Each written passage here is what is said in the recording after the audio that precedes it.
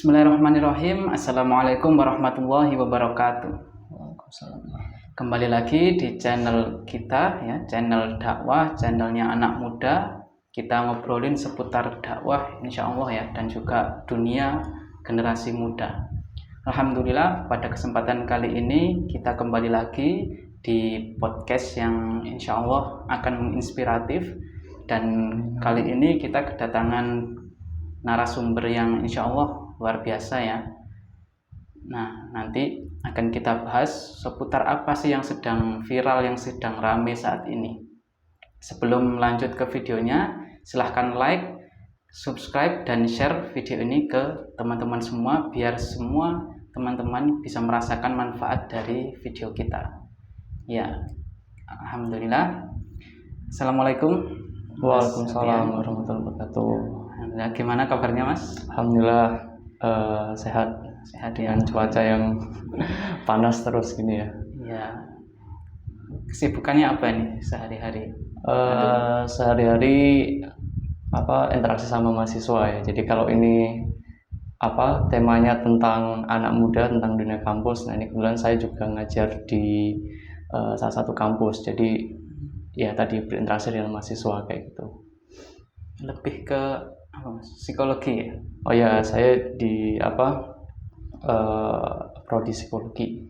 Berarti dulu sekolahnya juga psikologi, insya Allah. Ya, alhamdulillah.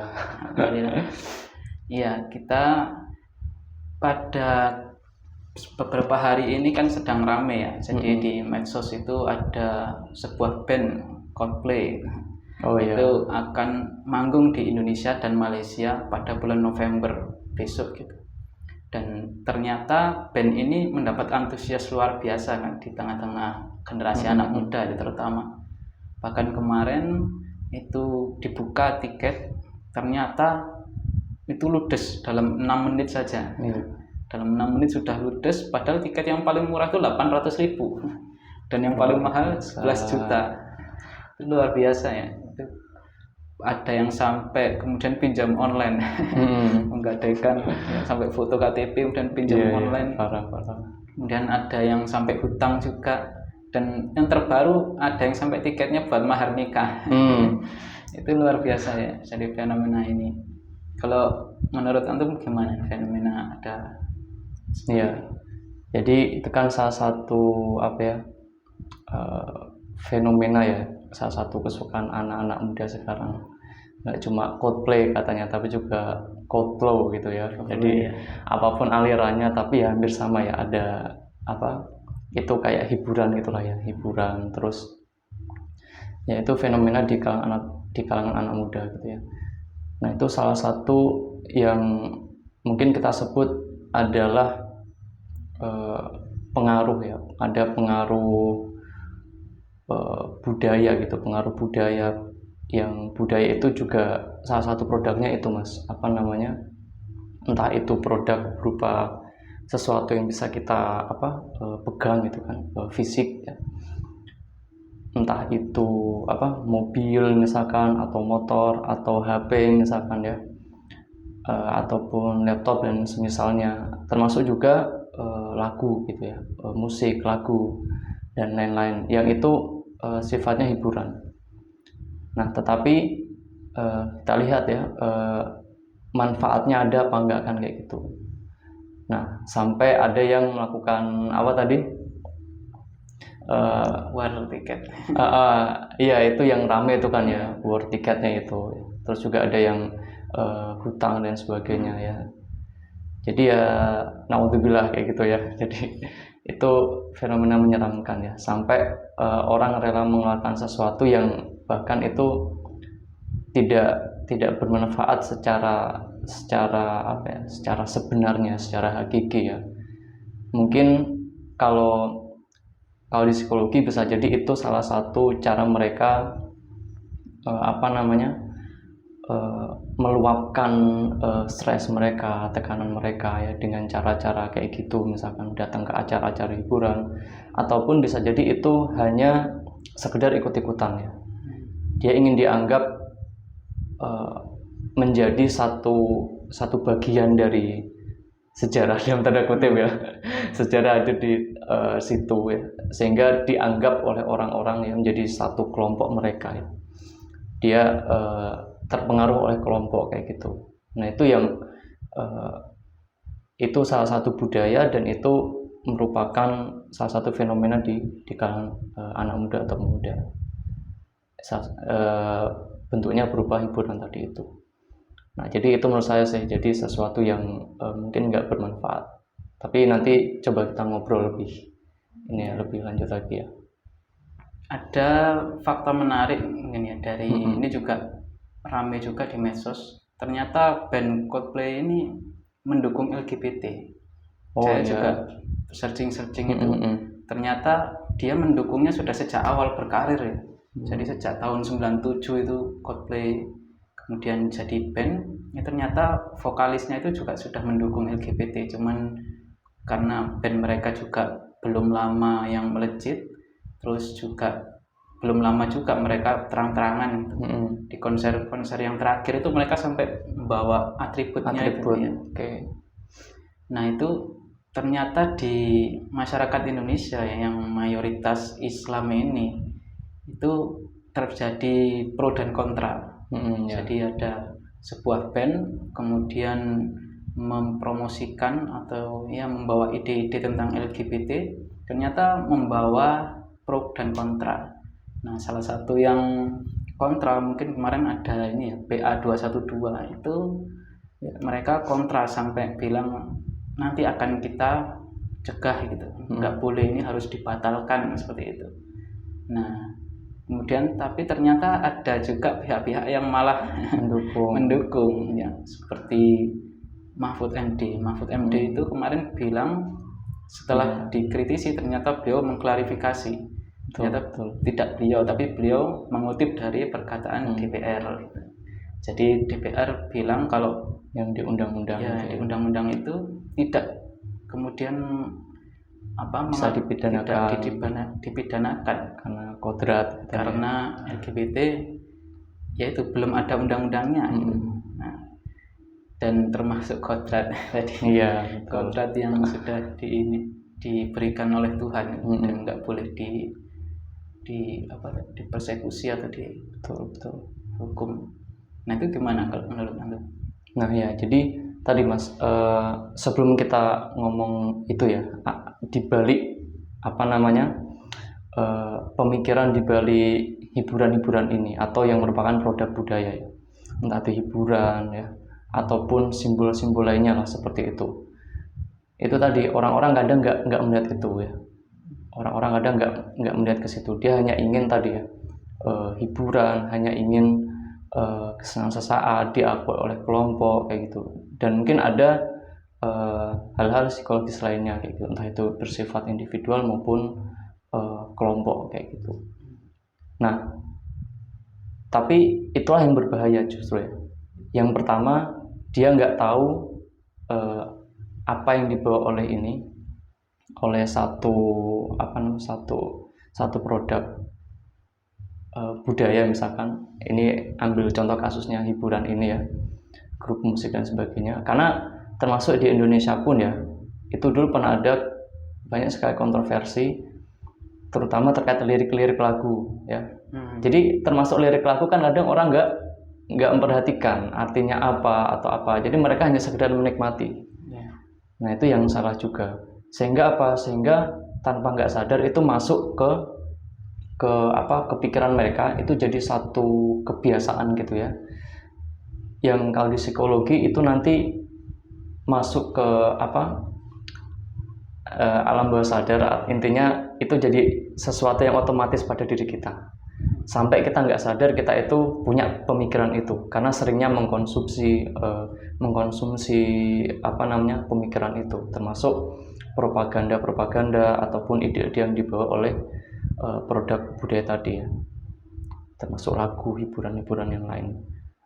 Nah itu salah satu bahayanya. Terus kemudian yang menarik adalah ternyata itu kan juga nggak cuma antara pelaksana peserta tadi ya, yang atau panitia sama yang world TK tadi peserta, termasuk sama yang main musiknya, tapi juga ternyata berhubungan sama lingkaran yang lebih luas kayak gitu, yaitu lingkaran kekuasaan seperti itu.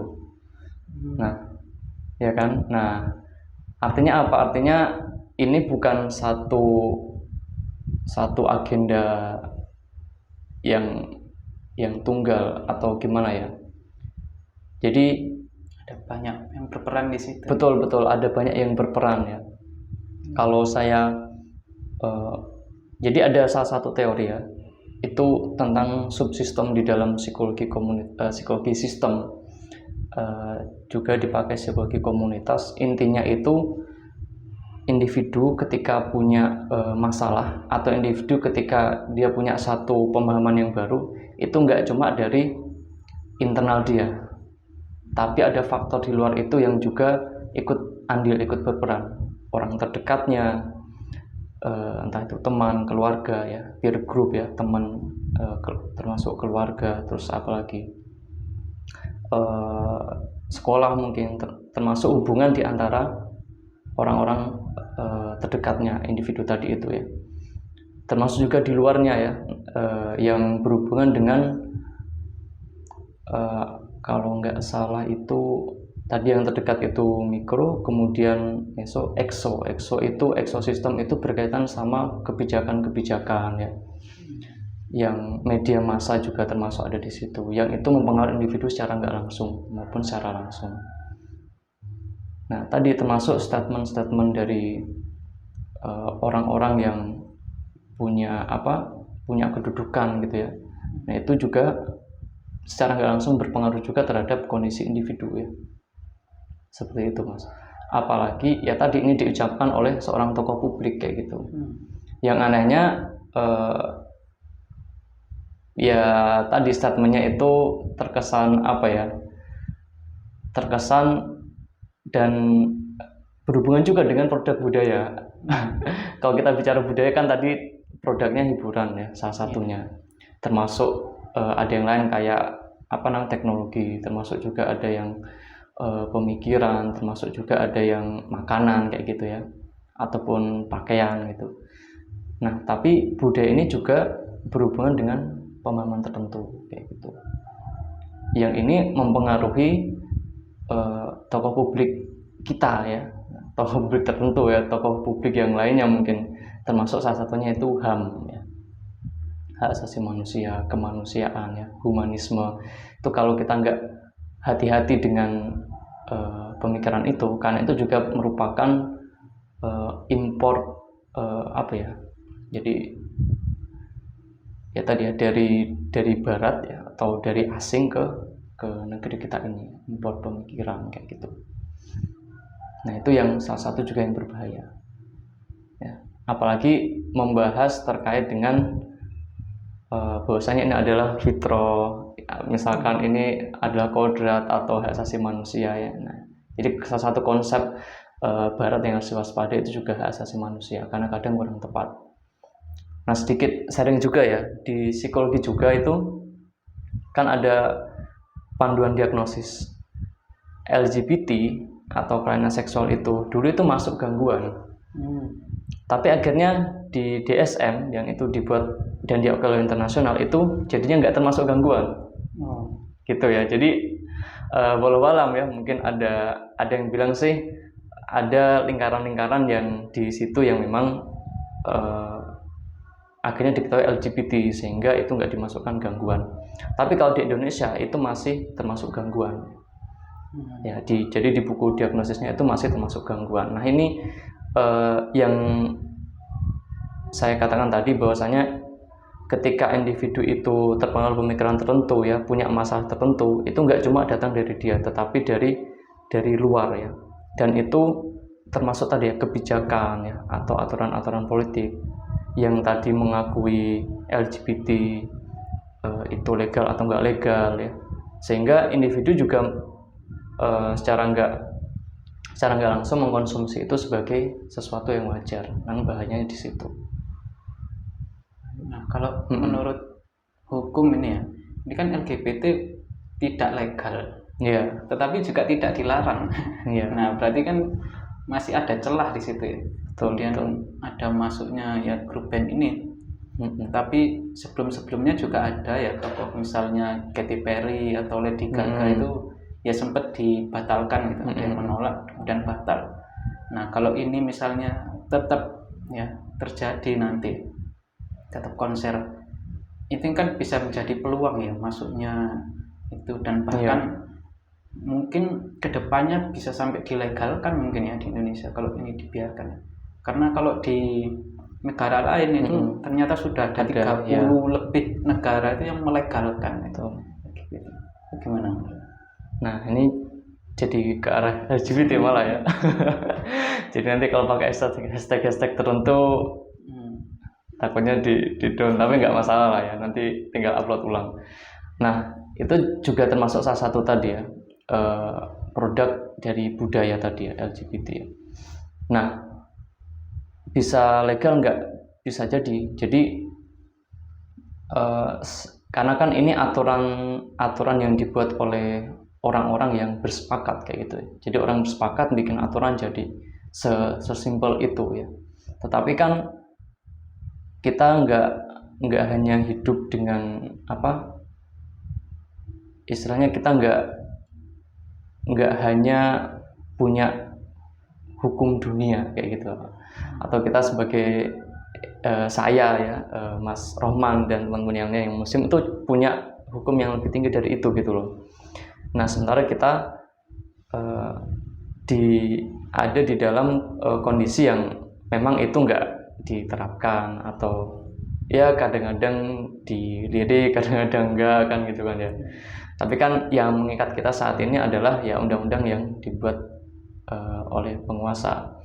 Nah itu harus kita cermati dulu, kita harus punya sikap kayak gitu ya.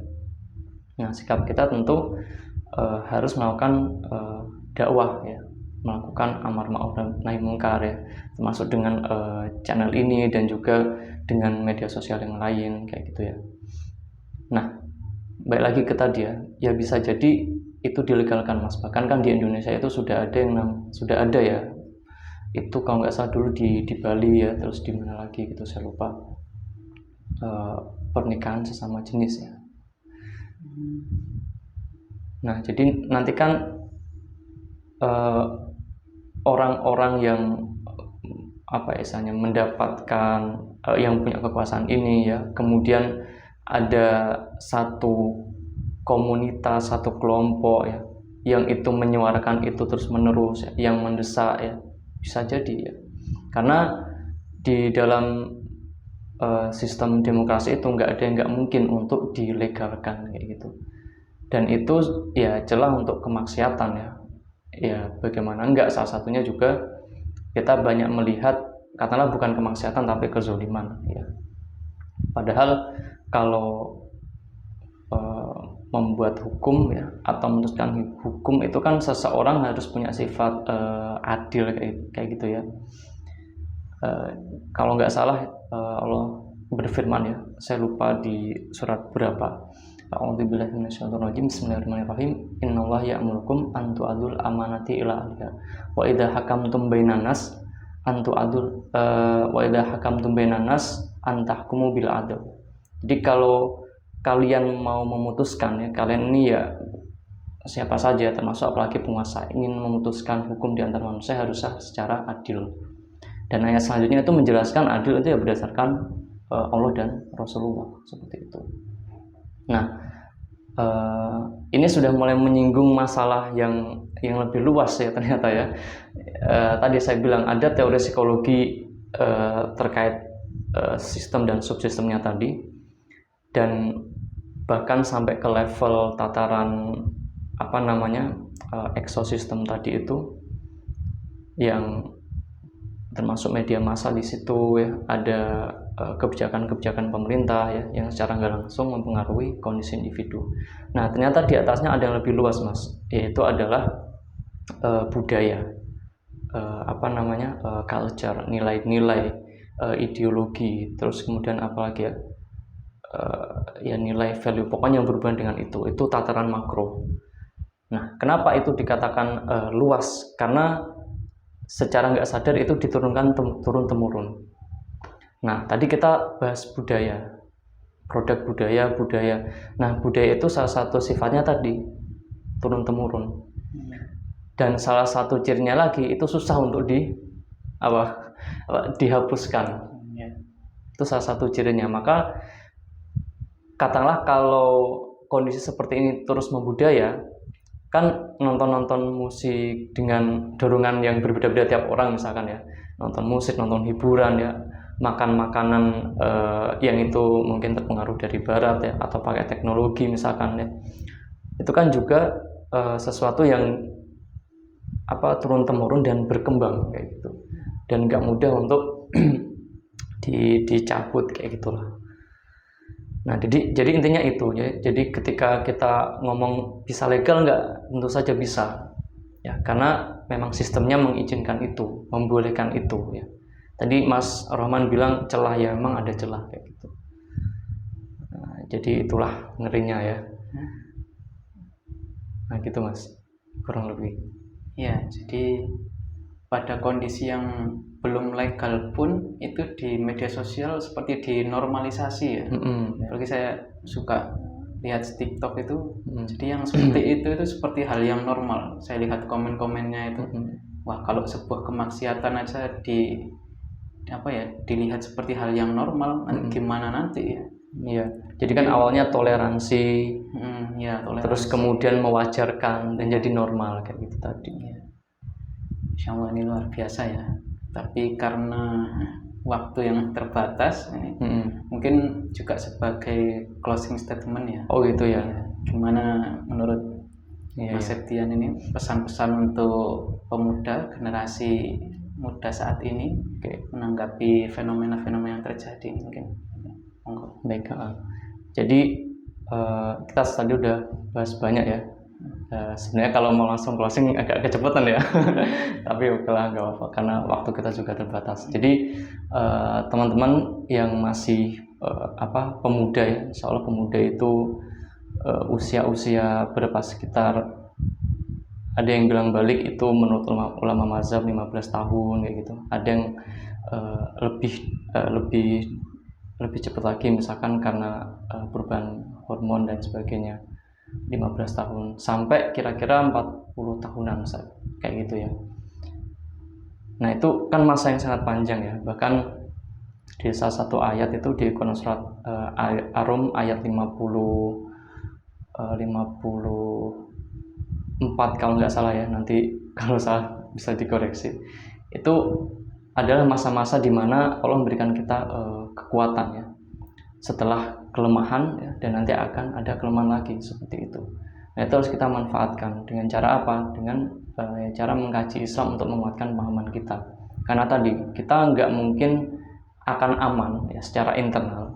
Insya Allah bisa aman, tetapi tadi kita ada lingkaran yang lebih luas dari itu ya. Dan itu termasuk siklus yang kalau saya katakan itu lingkaran setan Mas. Makanya dikatakan problem sistemik karena tadi ya, karenalah tadi ada masalah kerusakan generasi misalkan ya. Generasi misalkan seks bebas ya, itu kan diawali dari misalkan pacaran ya. Pacaran itu karena tidak ada kontrol dari orang tua, dari sekolah ya. Terus belum secara media itu itu tadi ya, di sesuatu diwajarkan dengan sinetron, apalagi media sosial sekarang masif, termasuk nggak ada kebijakan yang benar-benar mengarah ke situ gitu, atau nggak ada pembinaan dan sebagainya, atau nggak ada kebijakan yang tegas. Nah itu kan lingkaran ibaratnya itu melibatkan banyak aspek ya, sehingga itu dikatakan problem sistemik. Sehingga kita harus hati-hati sebagai seorang pemuda muslim seperti itu, apalagi yang dibawa oleh tadi ya, yang dibawa oleh orang-orang ya, entah itu dia tokoh publik atau entertainment lah misalkan ya, dari hiburan. Kita juga harus waspada terhadap apa sih yang ada di balik mereka kayak gitu. Jadi jangan hanya kita seneng sesaat atau hanya memperhatikan luarnya saja ya, seperti itu. Karena akan bahaya, karena lama-kelamaan kita akan ikut tren, sekedar ikut-ikutan ya. Karena lama-kelamaan tadi kita akan terus mengonsumsi itu, lama-kelamaan kita nggak sadar kita jadi bertoleransi, mewajarkan dan menormalisasi tadi itu. Nah begitu sih menurut saya, mungkin sebagai closing statement. Ya, terima kasih Mas Septian ya sebagai narasumber pada video kali ini. Insya Allah ilmunya luar biasa ya, sangat bermanfaat buat kita. Jadi pesan buat teman-teman juga, jangan lupa dan jangan capek-capek ya, kita jangan bosan-bosannya untuk mengaji. Karena kita hidup di zaman yang luar biasa ini harus dibarengi dengan ilmu. Dan ketika kita sudah tahu ilmunya, jangan lupa untuk berbagi, mengajak teman-teman yang lain kepada kebaikan. Ya, insya Allah ketika kita mengajak kepada kebaikan, kita akan mendapatkan pahalanya juga. Ya. Amin. Ya, mungkin itu saja ya podcast dari kita. Semoga bermanfaat. Ada kurang dan lebihnya mohon maaf. Ya, assalamualaikum warahmatullahi wabarakatuh. Waalaikumsalam warahmatullahi wabarakatuh.